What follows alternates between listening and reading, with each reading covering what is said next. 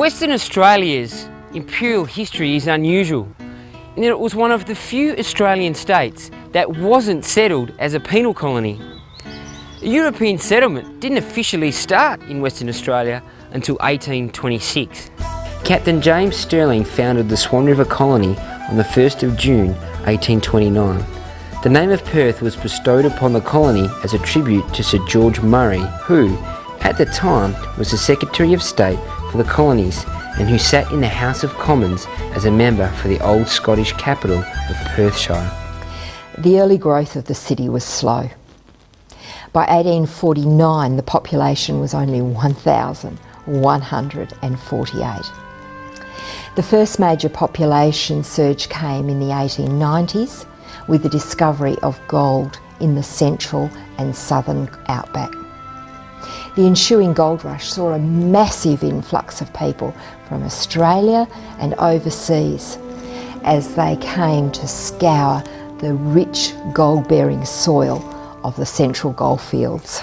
Seventh-day Adventist missionaries came to Australia in 1885 as a direct response to Ellen White's vision in April 1874. Stephen Haskell was very impressed with the counsel of Mrs. G. White in regard to sending a missionary to Australia, but it took almost 10 years before he could convince the administration to send somebody as a missionary to this land. On June 7, 1885, Stephen Haskell led a team of 5 missionaries to Sydney. Soon after, they travelled to Melbourne, where they conducted the first Seventh-day Adventist tent meeting in Australia. John Stockton was not only the first convert, but the first Australian worker and the first Adventist to visit the developing colony of Western Australia in 1890. Stockton spent 3 years here in West Australia and then returned to Melbourne. And he wanted to convince the people there that they needed to have people living here, established here in West Australia.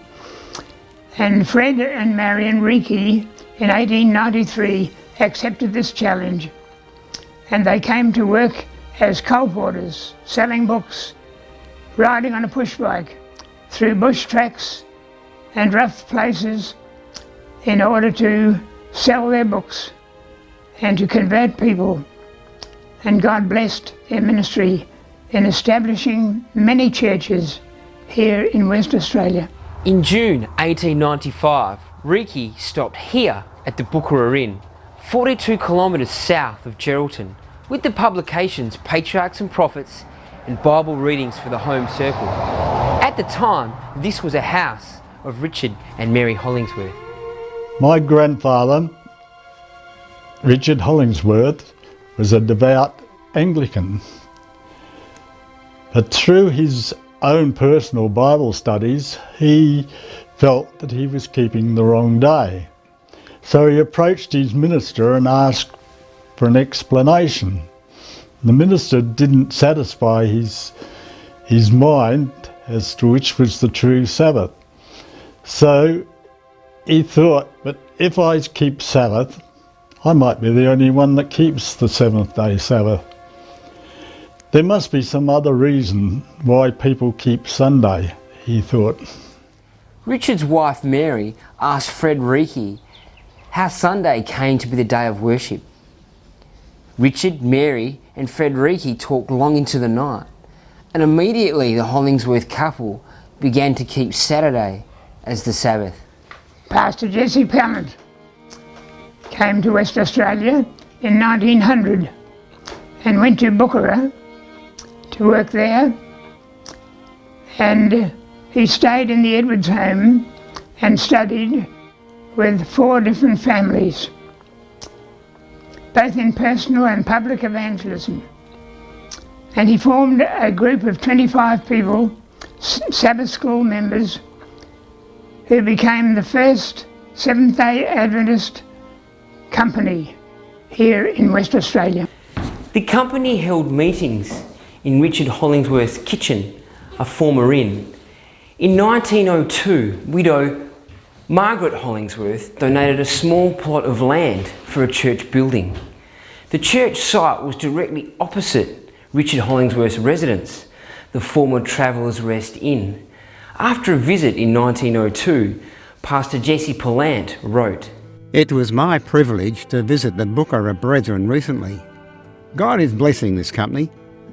During my stay, one soul was baptised and added to the church. The brethren here have decided to build themselves a church. They've had the land given to them and a stone to build it with. This will be the first church building in West Australia." 105 years later, the Bucharest Church still stands to tell the story of the sacrifice and faith of the pioneers. But as you can see, the Bucharest Church is a very different place today. The church operated up until about the 1950s and then was abandoned. But there are dozens of Bucharest Church descendants who share the Adventist message. Will God continue to bless this faith vision? Will people continue to surrender themselves to God's purpose and the spirit of the pioneers? You get the feeling that if they do, then the coming years will be ones to watch.